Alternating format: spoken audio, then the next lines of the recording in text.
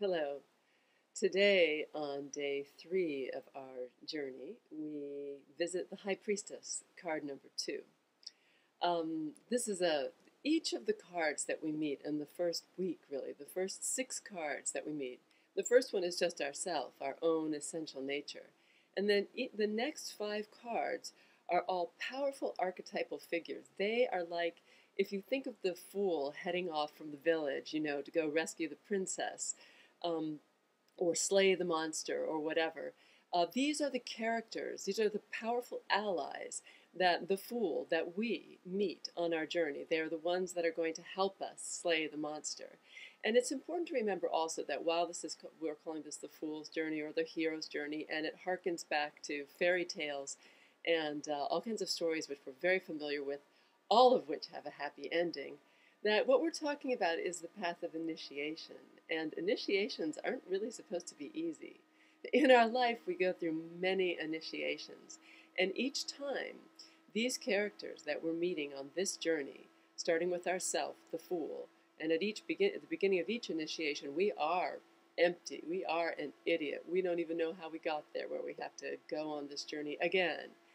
And then meeting ourself, the magician, and now, having met the most powerful tool that helps us form our conscious self and make plans and decide to take a step and take that step, the magician, we now move on to the High Priestess, in which we pull aside the veils that hide us, that of our conscious mind, to connect to our intuition, to connect to the subconscious, to connect to a deeper wisdom within, and to gain important information that is not available to the conscious mind that will help us on the journey.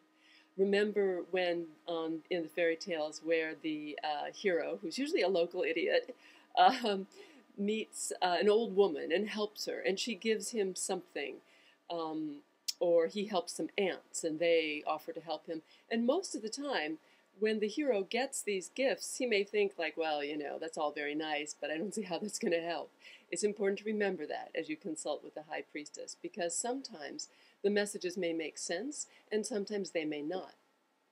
Pulling aside the veils that hide us mean pulling aside our ideas, pushing away our ideas of what we do and don't do, what we should do and shouldn't do, what's right, what's wrong. Not in a way to be amoral, but in a way to look beyond the boundaries of our personality and our ideas about what we as a person are capable of and can do or could do. And also to look beyond appearances in the sense of, the hero disregarding the ant's ability to help him, or the old woman who is actually a powerful seer or visionary. The High Priestess also refers to the third eye, Ajna Chakra, right there in the middle of in between your 2 eyes, right there. And Ajna Chakra is the seat of intuition, the seat of wisdom, but it's in my versions of the card, which I'm about to show you right now. This is the black and white version that emphasizes the third eye. And this is the colorful version, also emphasizing the third eye. But you can see that it's also something of it's a receiver and a transmitter. And that's a very important aspect of the third eye and the High Priestess. The third eye is the receiver from the crown chakra, Sahasrara, which takes information from the divine, information that has no words, that is not translatable into language. And the third eye is where that information is received and where a way to give it out is formed and created. By connecting to our third eye, we connect to intuition, to our ability to get some words or some images or some sort of form to all that is. God, whatever you want to call it, the divine. Other versions of the High Priestess, like the Rider-Waite and the Crowley, show an actual High Priestess, and you can see that usually there are the veils there as well. You can see that she's pretty veiled there by Crowley, and that there are veils behind and actually on either side in the Rider-Waite. And also in particular in the Rider-Waite, you can see that she has a crescent moon at her foot, and a full moon on her crown. And that is an interesting metaphor, in that the moon does often represent the subconscious, but also it is reminiscent of a Buddhist saying, which is not to mistake the finger pointing at the moon for the moon itself. The High Priestess is the finger pointing at the moon. And this is the day when, as we begin our journey, we ask someone to be that finger pointing at the moon. Which direction do we take? We've decided to take a step. We've started. We've made the best choices we think we can make.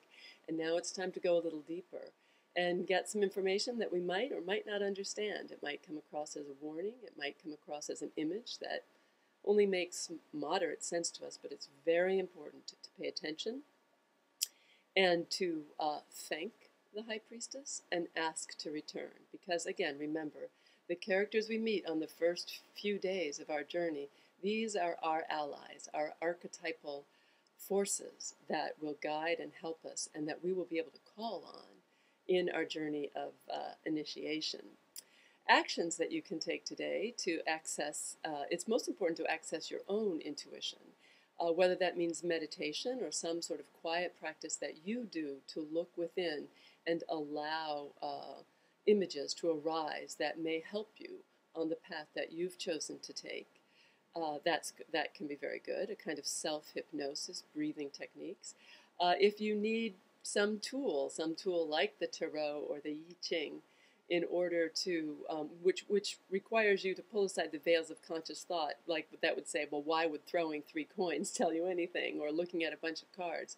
But you could use some tool like that to get a metaphoric or an actual answer to what direction you should be pursuing. Or you could approach someone who you consider a high priestess in your life, somebody to give you some information or guide you. All of these are excellent ways to